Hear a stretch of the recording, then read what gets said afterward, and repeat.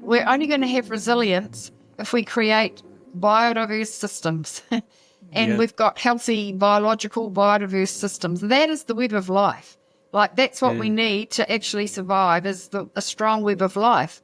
I really believe that those of us on the planet right now have a responsibility to become a part of creating a whole new culture, because what we've been doing doesn't work, and we need something that works. And so it's time to work together and create that web of life again, which has got to have lots of strong strands and lots of biodiversity and lots of diversity in every way. And we've got to rebuild the soil and ecosystems and communities, and it all has to be rebuilt.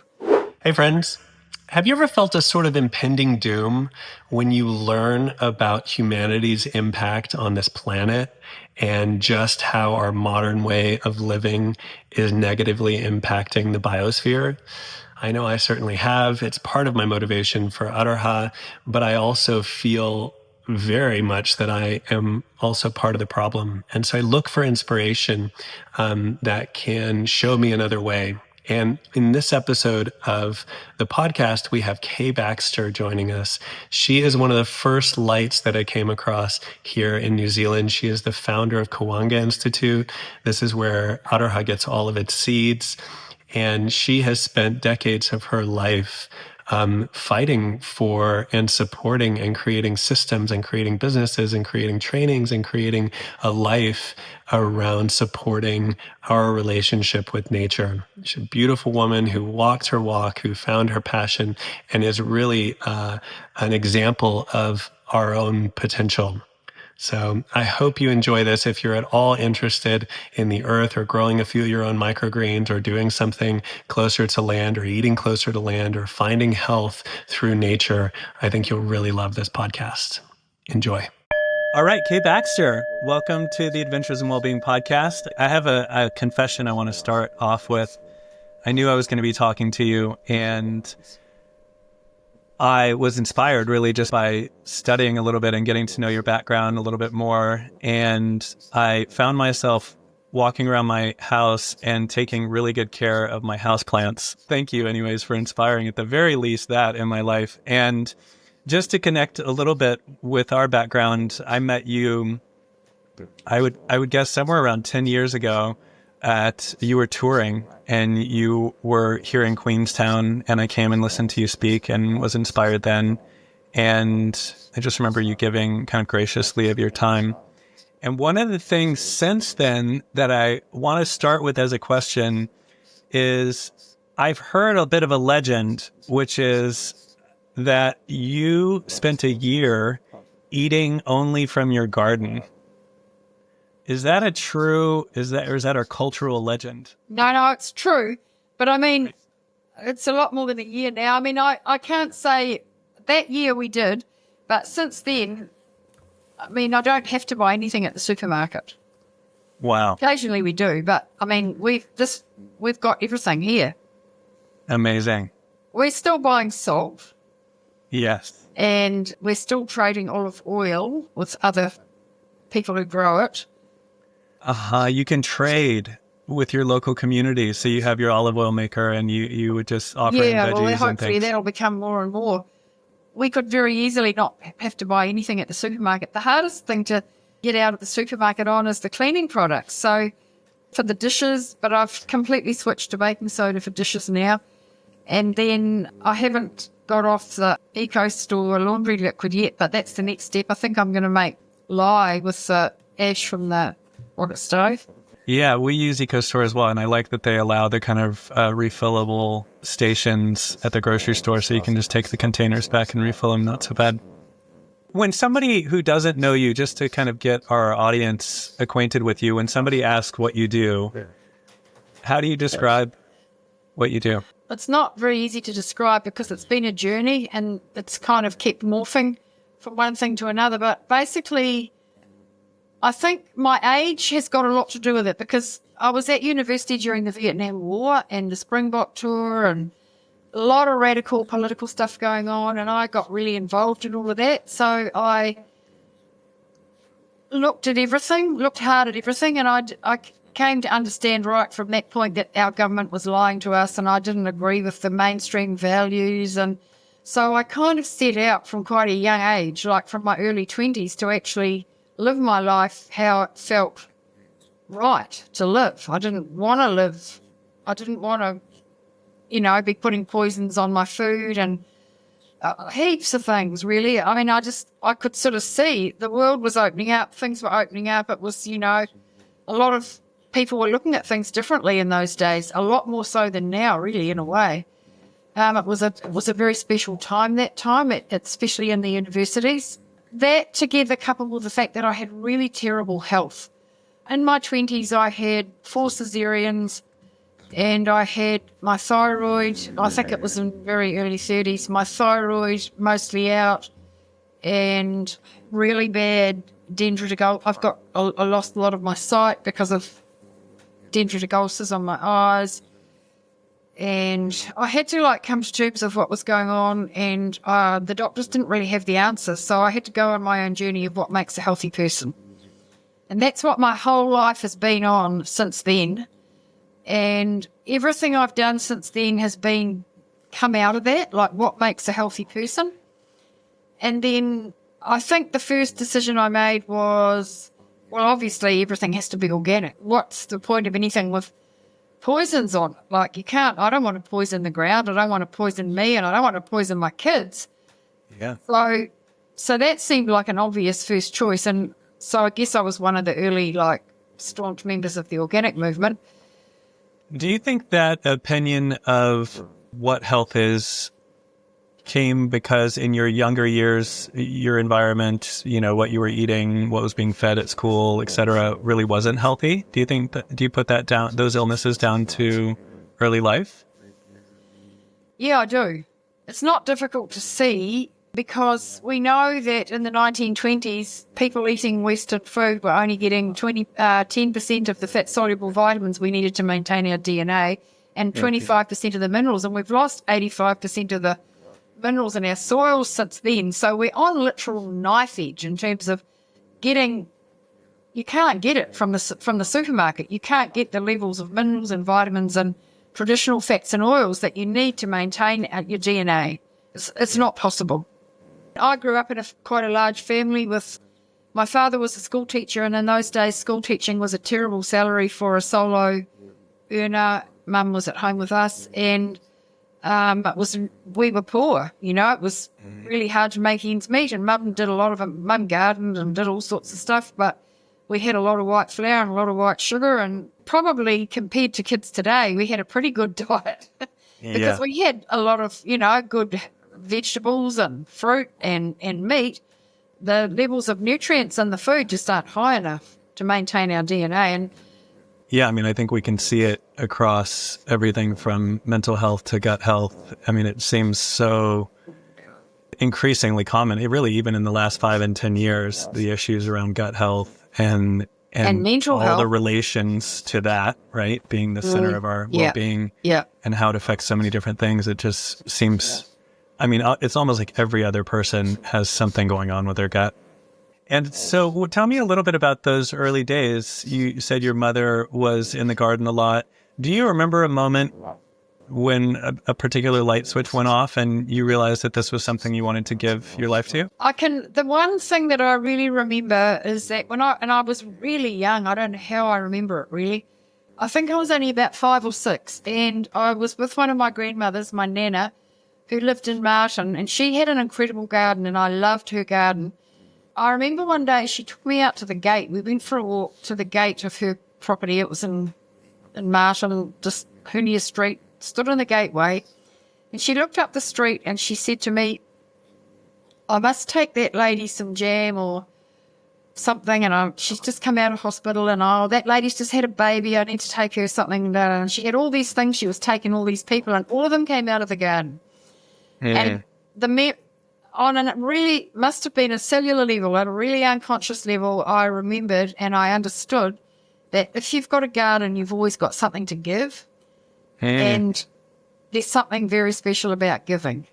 There's an abundance to it, isn't there? Yeah, and I've never forgotten that. It was such a powerful, and it's hard for me to understand now how I could have ever even understood it.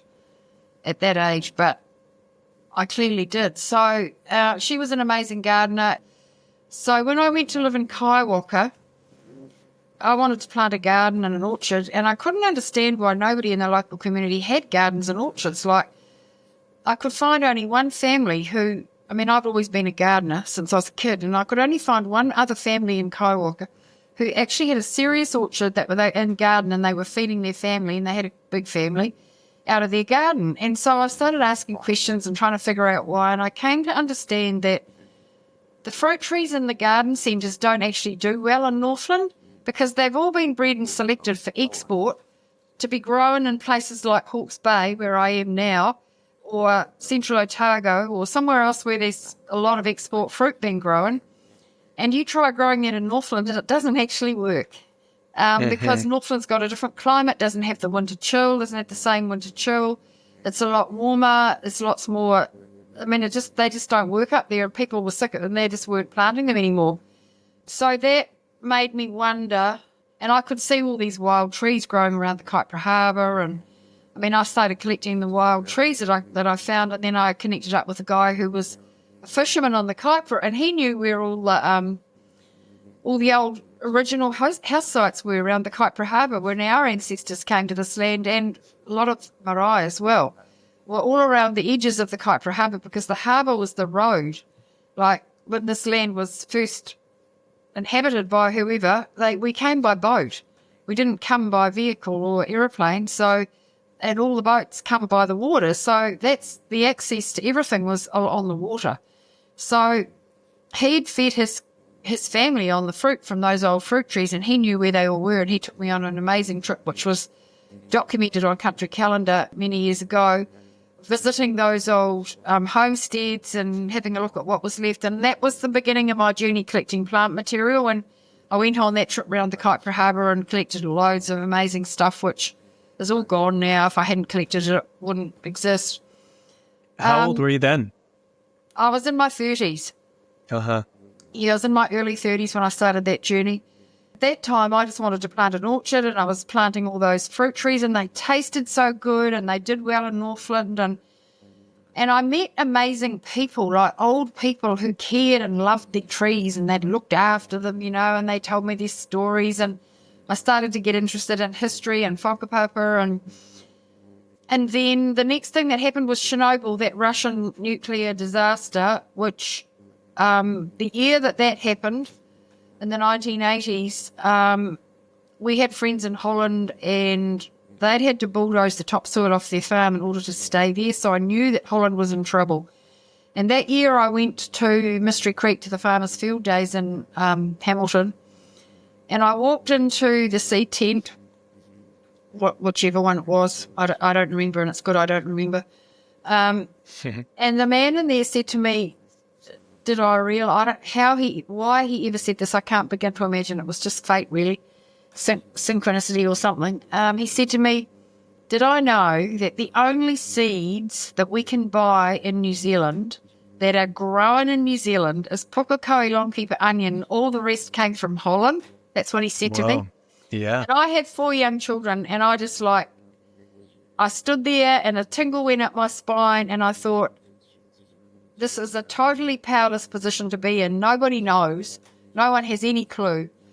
And we're dependent on the Northern Hemisphere, which is, I mean, that was also a time when, America and people's fingers were on the nuclear war buttons at that time. Kind of scary time. Cold War. I mean, it's even more scarier now, but anyway. Yeah.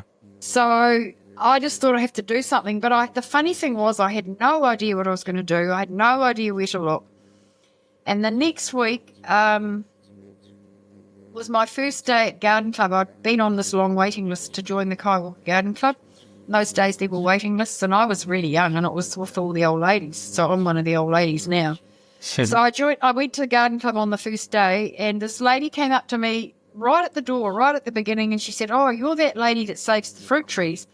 You might like these bean seeds." And she handed me a handful of Dalmatian bean seeds. And so then the light bulb went on, and I thought, yeah, this is where the seeds are, with the old gardeners, the people they've got to be growing every year, well, nearly. So So then I knew where to look, and I started looking, and it was just an incredible journey, but things have just kept coming in, but a lot more came in the early days because I was there right at that time when, I had a lot of publicity on magazines, radio and TV at that time. And so I just happened to be right there at that point in time when the old people who'd grown their food their whole lives, had saved the seed, were dying, and the next generations didn't want to do it. They had no one to pass their seeds to. So we ended up with this incredible collection of seeds and all the stories and the whakapapa of everything. And I was Amazing. learning also about the history of what had happened in this land. When Māori came here, obviously on their waka, they brought their sacred things, and among that was their food plants. And when we came, we did the same thing. We bought our special food plants, and what did well, we kept growing. And so up until the Second War, we had a process of what did well in this land, like what did well got passed around, and we had a lot of good plant material here. But after the Second World War, things changed a lot because we had to earn more. We all wanted a high standard of living. We had to earn more export dollars, so our government invested a lot of money in breeding things that we could sell in the Northern Hemisphere. First of all, I just want to thank you because Cahuenga, so when Aroha was first designed and the permaculture gardens here were being installed, a lot of our seeds, like you were the primary seed provider for this entire project. And so I just really want to acknowledge, for those that aren't too familiar with seed saving or what it is that you're doing, it's an incredibly valuable and I would say maybe increasingly rare sort of thing to do, which is to kind of grow out and continue to save and to distribute, this biological. It's really rare because it's not economic. That's really, really difficult to do. And every packet of seeds we sell, we're losing money. So it's really challenging to stay alive. Right. Yeah. And you just mentioned, just before we got on, you mentioned that you run courses and you have groups that come through there. Tell us a little bit more about Cahuenga as it stands now. Yeah, so it has been an evolving thing, and we started off just saving the seeds and the fruit trees, and probably 20 years ago we began to realise that we need to also learn how to grow these seeds in a way that honours the seeds and is building soil and building ecosystem health and human health. And throughout this whole journey there's been a lot of science coming through which shows a whole lot of critical things about nutrition and seeds and how much more nutrition there is in heritage seeds. It's far beyond what's in anything in the supermarket grown from modern seed. So we've been learning all these things, and so we're saving the seeds and growing them and learning how to do it, and then we are sharing everything we learn. So we do that in lots of different ways. We've got online workshops, a whole education platform online, and we do workshops here, in-person workshops, and I've written a lot of stuff. There's multiple books and booklets, and we've got Friends of Cahuenga, students of pages for our students of Facebook pages and things. So we've got lots of ways of sharing what we're learning. The latest project that's just falling into place at the moment is developing curriculum for schools that aligns with our values and our, what we're learning, because it's quite different to it's way beyond what's currently there. Oh, very different. Especially with Māori teachers in schools and communities. So there's lots of stuff happening. It's pretty full on. Have you become familiar with, I guess, the Māori worldview of agriculture? Is there anything interesting there that you've learned over the years? I'm working with people who are into that at the moment, and when you look at the Hua Parakori framework, the Māori, te ao Māori around the way they understand things is way deeper level than what we have in our culture. Like they've got level upon level upon level of understandings of how the spiritual world works and how everything operates. But I feel like there's some quite big gaps in the more practical end of it. And I feel like what we're doing and what they're doing totally fit together. Like I can't see that there's any conflict at all. there's things we can learn and there's things they can learn, and together there's a lot more strength, I think. I found the same, actually, when I arrived here. Obviously, I'm not from here, I'm from the States, and, connected with some Maori elders that really were instrumental in how Aroha has come about and as a retreat center.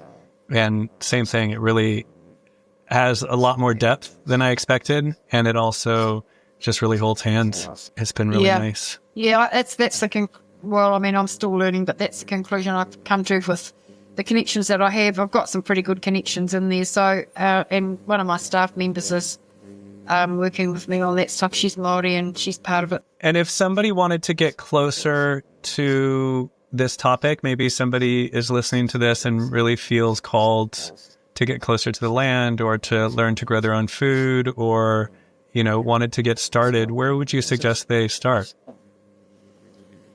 There's lots of different places you could start. The online workshops, there's 2 separate masterclasses there. One is a gardening masterclass, which covers most of the aspects of gardening. But it's not just gardening, it's regenerative gardening, so that you're gardening in a way that actually grows nutrient-dense food and builds soil and builds ecological health, which is quite different to other gardening workshops. And there's also the health and wellbeing masterclass, which includes designing a nutrient-dense diet, which is based on Weston Price, basically his principles, which is the principles of all Indigenous people. And it includes herbal health, how to make your own medicine, how to grow and make all your herbal medicine. And it includes traditional food storage and preservation. So there's 2 different we sort of cover all those areas, from growing food, eating food, preserving food. It's quite. So if someone, I guess what I'm hearing with that second course is that if somebody was unwell or was just feeling, depleted, low energy, et cetera, they might be interested in this course just for vitality and health. Well, I think most people don't know. We're not taught what is the actual nutrition that our DNA needs to maintain it. And there is actually a whole lot of laws of nature and principles of science around that, which no one tells us. And I've been studying that, and a lot of it came out of the work of Weston Price. And so we've put that into a workshop where you learn to understand the principles and the laws of nature around health. And then you design your own diet based on, which foods do you like to eat? Which foods do you connect with that contain, you've got to have certain levels of vitamin A and certain levels of calcium and certain levels of traditional fats and oils. Those are the 3 key ones. And if you're getting your food from a biological system, like an organic and biological system, then you're probably going to get pretty much everything else. But the vitamin A and the calcium are, if you just check out, there's also a process in there for writing what you eat now, and these are the levels, so you can work out what the levels of minerals you're actually getting in your diet right now, and what you need to be getting in order to maintain your health, and then there's a process for like designing your diet. Obviously, everyone's going to do it a bit differently. Yeah. You know how with fertilizers, for example, there's NPK, nitrogen, potassium, phosphorus, and they kind of like really simplify, kind of like, here's all you need to grow a healthy plant. I feel like in some ways we sometimes do that with our food, We feel like we can maybe just take a vitamin and that'll sort everything out.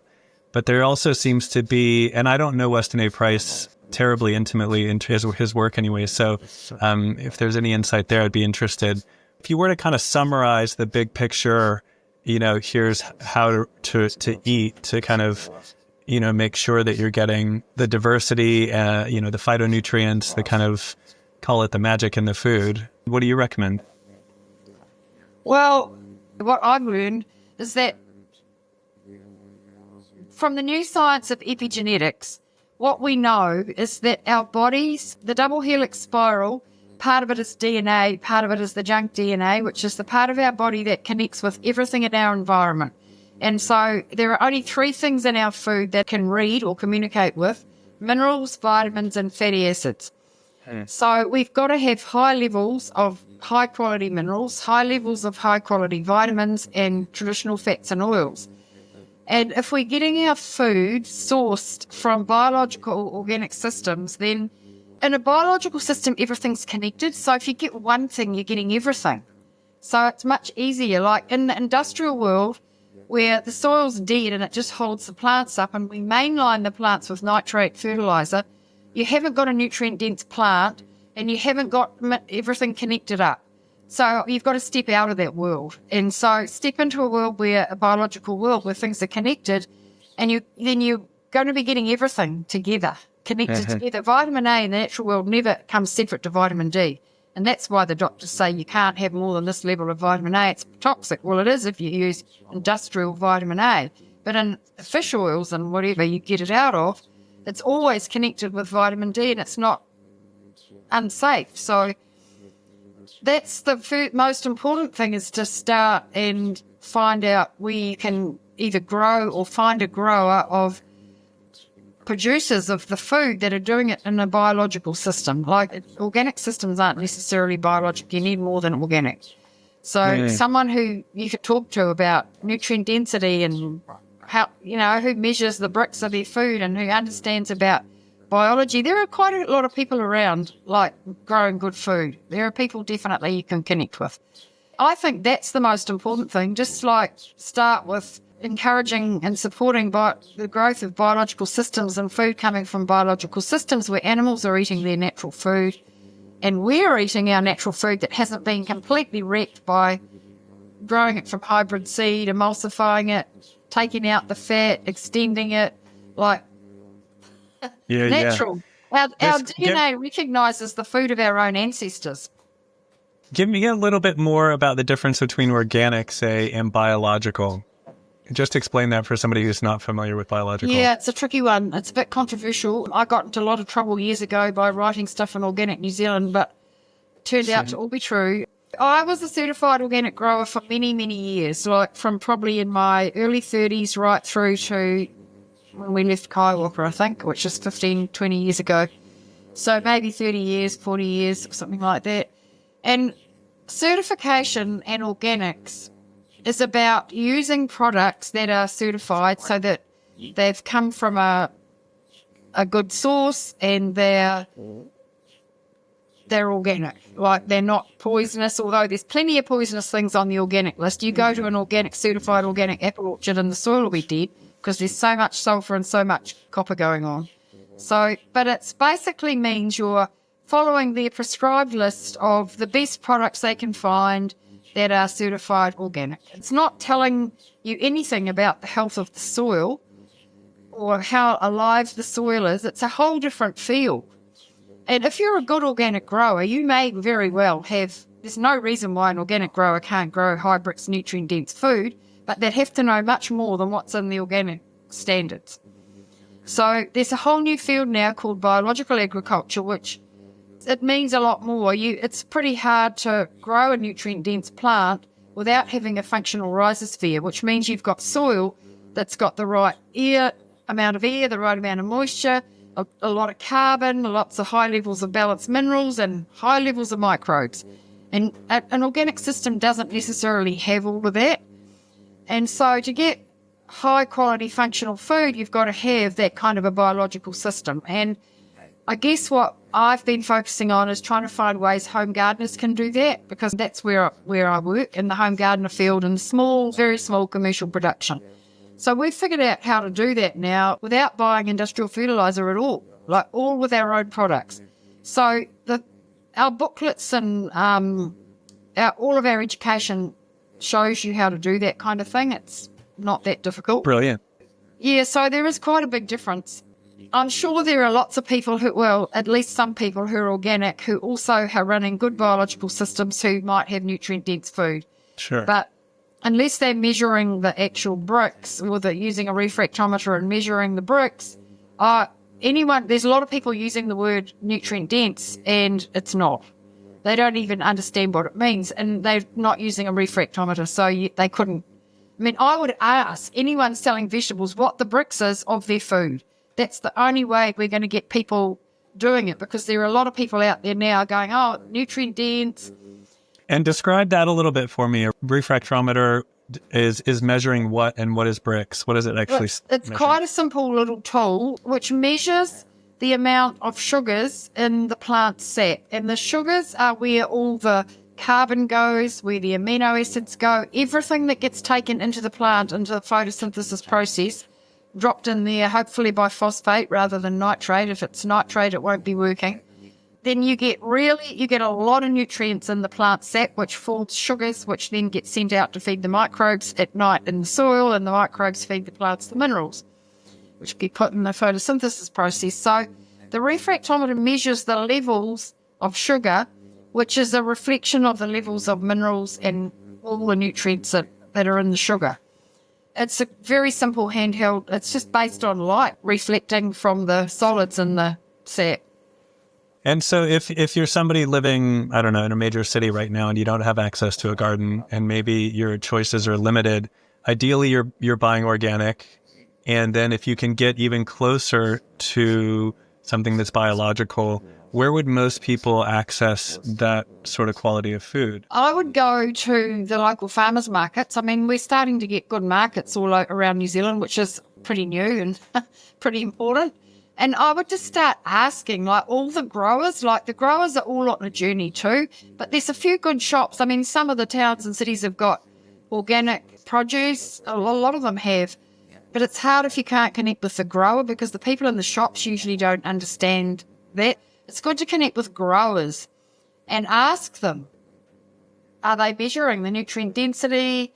How do they know they've got a biological system that's working? Because the refractometer is easy to get. And growers, commercial growers of organic produce, we need to challenge them all. They need to be on this journey, because it's an essential requirement for us to be healthy and for ecosystem health, is to be building the levels of minerals and microbes and fungi in the soil. You were just kind of talking about the local community there at Coanga. Do you notice the impact of these practices, the people coming to your facility?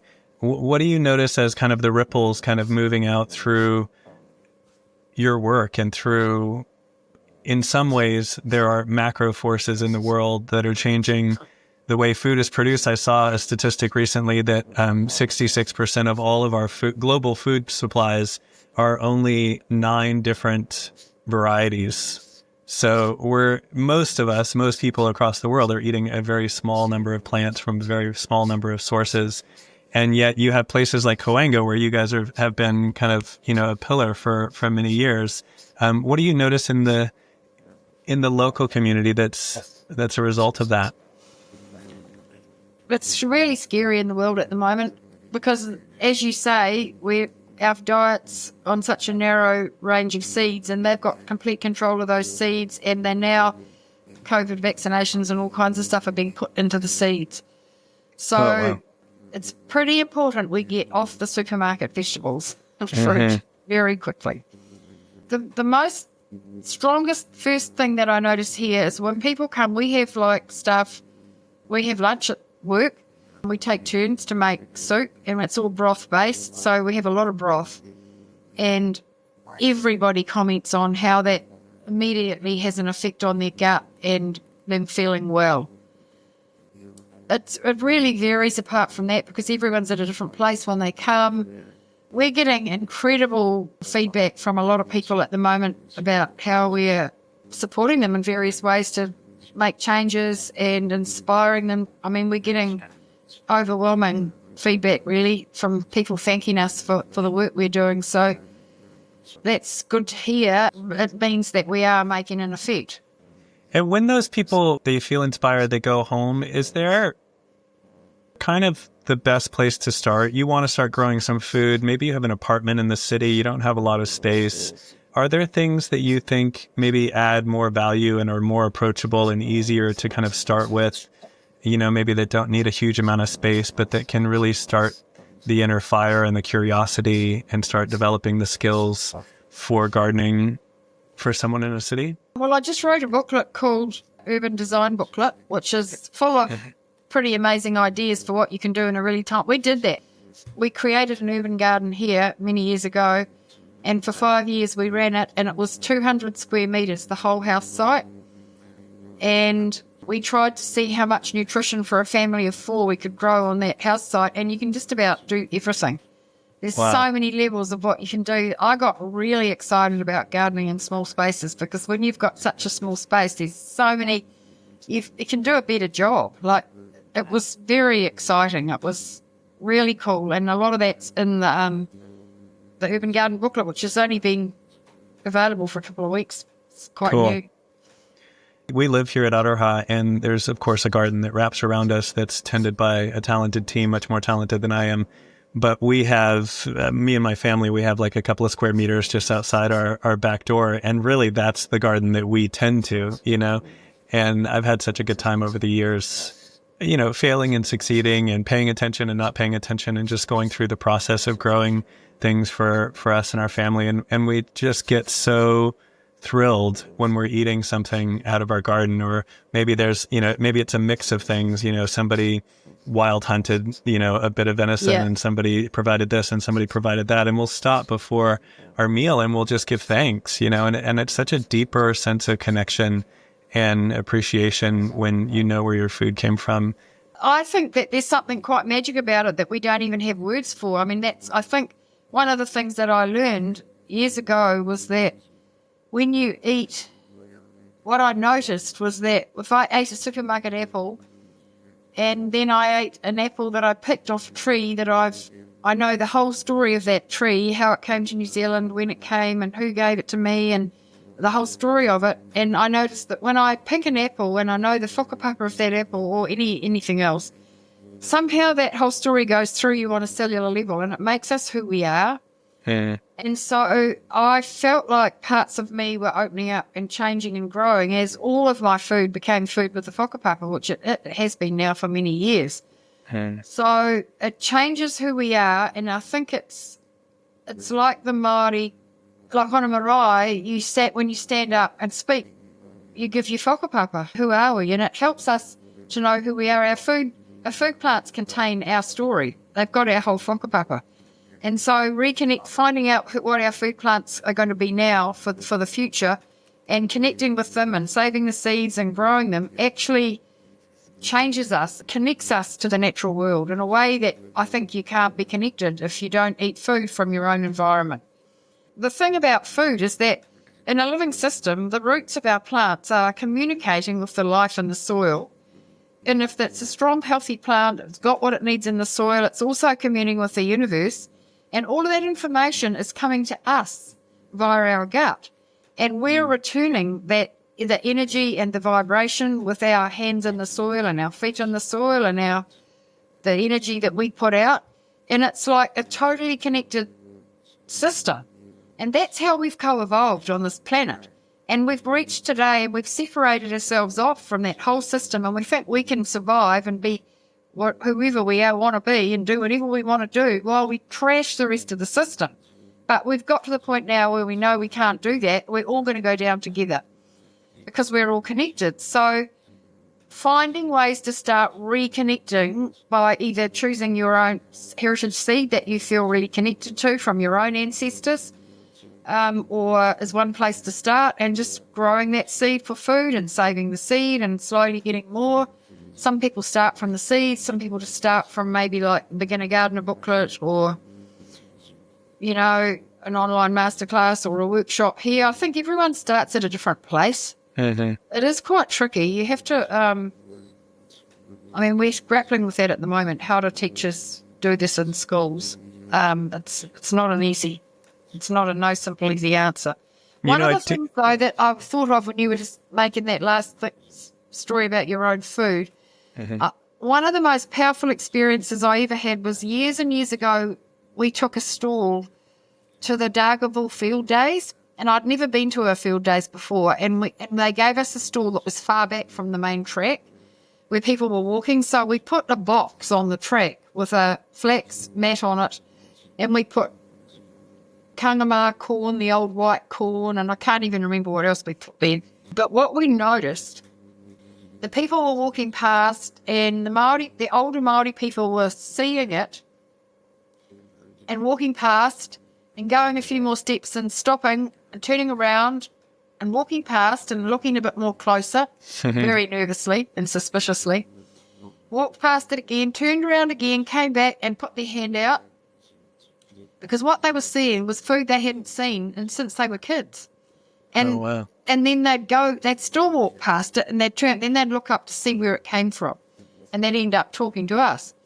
And so what I saw in that glimpse in that situation was that when you connect with your old food plants, it like you can see the eyes and the windows opening back and back to the soul. Like you can just see it's so powerful for people to like reconnect with something that's been such an important part of their lives and nourished them, and their DNA recognises it. It's quite an amazing like connection that happens there. And I mean, I'll never forget that, watching those, they were women, the older women, seeing food plants that they would have grown in their gardens like 60 years before and hadn't seen it since. Amazing. It's powerful. Seeds Yeah, there's are real connection in food, isn't there? Yeah. I was lucky enough in my younger days to go to a Steiner school, and one of my first memories of gardening was with our class, and we grew turnips. No, radishes, sorry. Radishes, and yeah. That was like one of the first things. And I still remember the time, my radish, I kind of pulled it up and I cleaned it off, and I still remember the bite I took out of that radish and how special that was because I planted it and I tended to it. And that's how to get kids eating vegetables, let them grow them. Yes. And then it also seems like there's just a period in there where we're a bit lost to being teenagers and young people, and we just don't care. I certainly kind of really went an opposite direction for a while, but it feels like the seeds that are planted when you're really young aren't really lost. Like that stuff really comes back around. And I think even with our parents, it's like it's almost like you're destined to go through an absolute rebellion from whatever your parents are or whatever they taught you. And then eventually kind of all of that kind of resurfaces as we get older. Yeah. Comes out in the next generation. Yeah. I'm really fascinated because you're a business owner. You're obviously a very successful business owner. You've got all of these things ticking along as well, so to be an entrepreneur, to be a green thumb is one thing, but to be one who's also an entrepreneur and pushing these projects forward, I'm interested to know how that is. And are there any learnings for you personally in terms of kind of balancing life and work and health? There's several businesses there. One is my publishing business, which is, that makes a little bit of money. I've always done everything in New Zealand, so it costs me more than most, and I've published everything myself. So I do make a little bit of money from my publishing business. Koanga is another whole thing. Koanga is a charitable trust, and we are working really hard we've had a hell 3 years. We've had COVID, which we were up all night packing seeds because everyone wanted seeds, and then that bottom drops out of it, and then we've had 9 floods. And so just been impossible. Like, we wouldn't have survived if it wasn't for the people here that were willing to do voluntary hours, a lot of voluntary hours. I haven't really drawn a salary for the whole time. I don't really earn any money. So I've been really happy to live on almost nothing because that's how I believe that's how I wanted to live. I've wanted to live very, very, very simply, and I have lived very simply, and I feel like I've lived like a queen, really. What more could I want than what I've got? So I've been really happy. But Koanga couldn't have survived if I hadn't done that. So the tricky situation is now, because I can't do this forever. I'm working extremely hard and long hours still, and I can't keep doing it, and no one else is likely to want to do what I've done without being paid, especially the next generation who've got kids at home still and all that sort of thing. So now is the big challenge for Koanga, and we're in the process of figuring out how we handle that, and we have been for some time. But it feels like what's happening naturally for Koanga is we're becoming an education centre and a training centre. A lot of people are coming to us wanting training. So that'll probably fall into place, I think.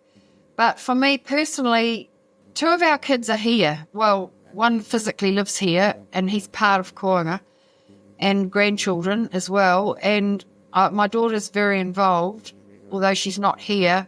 And the other 2 aren't really. One's they've both been overseas for a long time. So I feel like the fact that I was so immersed in Koanga definitely had an impact on the family. I could understand that they will feel like they almost came second, although I didn't feel like they did. They had amazing childhoods and we did amazing stuff. But Koanga's been a big part of our lives. we've always been on a farm. So when you're on a farm, you've got a lot of resources and you always got lots of food. And I always sowed, and even though we didn't have much money, we were always fine. We, and it didn't feel like we were terribly poor, although in some ways, some people's eyes, we would have been. So, and we're all workers. So I don't know, it's been hard work, but we've had incredible support from so many people. I just feel like I'm doing, like anyone else, what I'm here to do. We all do the best we can with what we feel like we're here to do. And I'm just doing it the best way I know how. And I have been supported. Like, the work of Kyung has been supported by amazing people, mostly in New Zealand, but some not, some around the world. I saw you just had Zach Bush come to visit you. Speaking of support and visitors. He's pretty onto it. Yeah, he's got a lot of information, and he's a good communicator. That's, I think, his thing. Yeah, he knows a lot about gut health. The other thing that kind of I noticed in what you were just saying there was you touched on this moment of COVID where, all of a sudden we're all locked down and the future looks uncertain. And I can imagine everybody wanted to grow their own food and make sure that they had food when they weren't sure if the supermarket was going to have food. And I find it interesting because we kind of talk about this world which moves in a particular direction when things are okay. Yeah. Really almost kind of ignoring the warning signs in a way. And then when there's, a frictional moment or, I heard that even when Christchurch had their earthquakes, that there was just this renaissance of interest in edible landscaping and permaculture and all of these things kind of kicking in as soon as there's any sort of wobble in the system. And I guess I kind of hope for all of us that we go down the path a little sooner because it's such a nice path to be on, to be growing your own food. And if you need that additional motivation of resiliency, right? Like you're talking about how there's always an abundance of food. Like what an amazing thing to be surrounded by, and really a form of wealth that, you can't eat gold. Yeah, I'm quite concerned about it at the moment because, like, as you said, or as I said before, the COVID thing, everyone did start, a lot of people gardened. We sold, I think, 7 times as much seed during that period than we would normally sell, which was extremely difficult for us. But now, I think what happened then is a lot of people realised that it's actually, gardening is not necessarily a simple, easy thing. It depends on a lot of things. And a lot of skills have been lost. And a lot of people aren't on good soil anymore, and there's a lot to it. And I think there would have been a lot of disasters and a lot of disappointment. And people, certainly now, the seed sales are really low now. I'm seeing all the seed companies are doing specials that they never usually do, ever do. Never seen specials from the seed companies before. So I think seed sales are extremely low now. I think people had a hard time during COVID with their gardens and realised they didn't have the skills or whatever. And the food in the supermarket is getting more fragile by the day, in terms of the quality of it, and in terms of what they're doing to the seeds. With climate change or whatever it is we've had no summer this year. We've had 6 or 8 weeks of rain every day, no sun, and this would have been what they called a starvation year in past times. They talked about starvation years because I've got no ripe tomatoes yet. The melons are going to do nothing. Potatoes were fantastic. Some of the fruit trees were complete write-offs because there was just rain. Hopefully if it stops raining, we'll get the end of the season. It's just like so many things going on that resilience, we're only going to have resilience if we create biodiverse systems. We've got healthy, biodiverse systems. That is the web of life. Like, that's what we need to actually survive, is a strong web of life. And so we do need to start learning how to garden, but it's not going to be an instant thing. We just have to sort of somehow start where we can and where we feel to start, or support someone else. Not everyone's a gardener. We've all got something. And this is a time I really believe that those of us on the planet right now have a responsibility to become a part of creating a whole new culture, because what we've been doing doesn't work and we need something that works. And so it's time to work together and create that web of life again, which has got to have lots of strong strands and lots of biodiversity and lots of diversity in every way. And we've got to rebuild the soil and ecosystems and communities, and it all has to be rebuilt with different values and different ethics and, the principles of Indigenous people and all the major religions. They're all the same principles. Earth care, fair share, permaculture principles are based on that. So we have to start actually living our lives by it rather than just having nice ideas.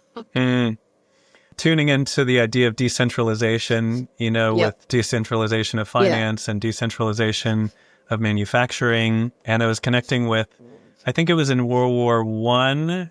I think they call them victory gardens in the States. Yeah. And the whole idea was like, grow your food, like everybody, like, come on, like, let's all grow our own gardens and let's all grow our own food. And like, that was part of the path to victory, was that we had decentralized food supplies and that we were providing for ourselves. And just the concept of that, like for those of us now living today, it probably seems quite foreign, but imagine if all your friends had food of some sort or another. If you needed something, you could reach out to them. Yeah. Sounds great. Yeah, and it's harder now to do that, even to think about doing that again, because since then we've lost 80% of the minerals in our soils. So in those days you could, buy some seeds or some seeds, they would have bought seeds, and you could plant them and they'd probably grow because the soil hadn't been completely ruined with all the herbicides and pesticides and fungicides and fertilizer and it hadn't been, like, because of the way they grow plants in that system, it takes all the minerals out of the soil until there's nothing left, and then you just mainline it with nitrate fertilizer. So we're at a bigger disadvantage now than we were then. It's much harder to catch up again, but you can do it. Like, you can totally do it. Yeah. If we're doing it, anyone can do it. We don't have anything special other than that we've just been doing it a long time. The soil here at Aroha really has come a long way. We basically are founded on a paddock, so the soils were quite depleted. And, we've just put a few years into it and lots of composting. And, when we go to the ocean, we bring back the seaweeds. And it's just been this kind of ongoing process. And you can see the results. It's getting better and better. Yeah, it's cool. It's really cool to watch that. Yeah. If you could say something to your, maybe 25-year-old self, or maybe right whenever this kind of began, if you could speak to that young girl, whisper a little bit of wisdom into her ear, what would you tell her? I would just say, follow your heart, follow your own intuition, have the courage and the strength to be who you feel you are. Amen. Yeah.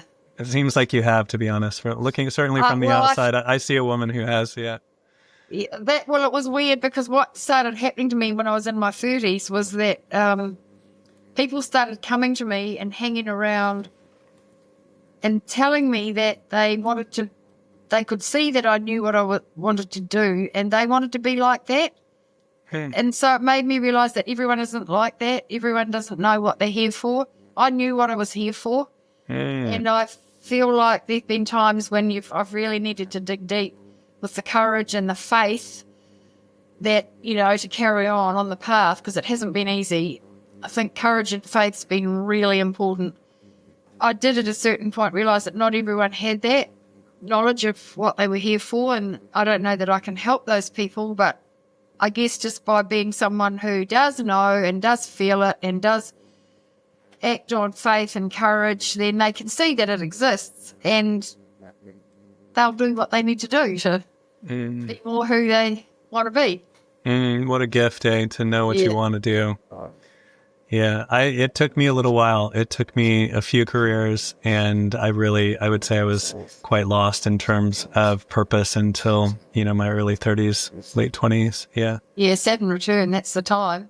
Yeah, it was right then, actually. Yeah. Absolutely. Yeah. I had a few previous different things too. What has spirituality been like in your life? When you hear the word spirituality, what does it mean for you? When I was young, I was taken to church and I totally disconnected with that. I don't think I got anything out of that. But I was also spent my childhood with my father in the bush.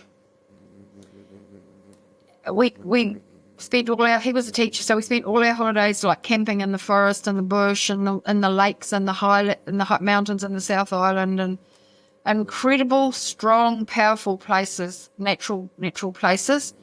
And I really connected with that, and I really connected with understanding that the life force and how everything. Well, I mean, I guess when I was also, my university days, there's a few drugs involved. And that helps, I think, some people a lot to be very clear about how connected we are to everything. And sounds like the right kind of drugs. I don't know that they're all that helpful, but some of them are really helpful. There wasn't any pee involved, that's for sure, in those days. I've always had a very strong connection to the natural world, and I think out of that has just come a really strong faith in that there's a positive force. There's a positive force out there which wants to move forward in a positive way, and if we take a step in the right direction, it comes up behind us and supports us. And everything is connected, and so it's important for us all to work together for the good of the whole, really, and it's just not even been a question for me. I think a powerful physical experience which backed that up for me was when we moved here. This place was a sheep paddock, with a very, very few trees, very few birds, and very few insects. And we started planting and putting gardens and thousands of trees. And it took after 3 years, the insects started all coming in, and we noticed all these insects. And 2 years later, the birds started coming in. And there's someone here who's kept a track of the birds, and it's phenomenal what's happened. And what it feels like is we took a step in the direction that was working with the laws of nature. Like working with the natural world in a positive way, and the nature just got in behind us. Like, because we're all out there, like, trying to control the natural world and suppress everything and keep it under control and looking neat and tidy. And if you just let that go and take a step in the direction of biological diversity, or, I mean, diversity in any way, or I don't know, there's all kinds of ways you can do it, but all of a sudden nature can become much more powerful and have much more, just works with you. And no one ever teaches us how to do that. But it's kind of, you've got to have the courage and the faith in the natural world to actually let it express. One of the things that really assures me about our future, like sometimes, my mind can really feel the weight of the damage that we're doing to this planet and potentially the damage that we'll do to ourselves and each other. And I kind of go, really what's at stake there is just us, And if we really goof it up and we really screw it up, like, sure, we're going to wipe out, most of the species along with us. But you do see that there is this inherent rejuvenation and regeneration of nature, and without us all, it would thrive. But wouldn't it be so amazing to find a way that we can be part of the thriving? And because we are very powerful in terms of we can be the catalysts for creating the change. Personally, I think it's literally like an evolutionary step in our species would be if we have the wisdom to see that we're over consuming and over depleting and over toxifying, and just through sheer intellect and intelligence and, perhaps a connection to what you were speaking of there, a connection to nature or to spirit, that we could avoid our own demise. Like, what a great step that would be. Yeah, I'm totally confident that we could. Yeah. And so just go for it. Let's do it. Let's do it. Let's do it. Yeah. Yep, we're giving it a good go here. Yeah, totally. Kay, thank you so much. Thank you for being a positive manifestation of exactly what you were talking about there, and for leading the way for all of us. Thank you for supporting Aroha down here with your work and with your seeds. And I appreciate your time today. Thank you. Thanks so much.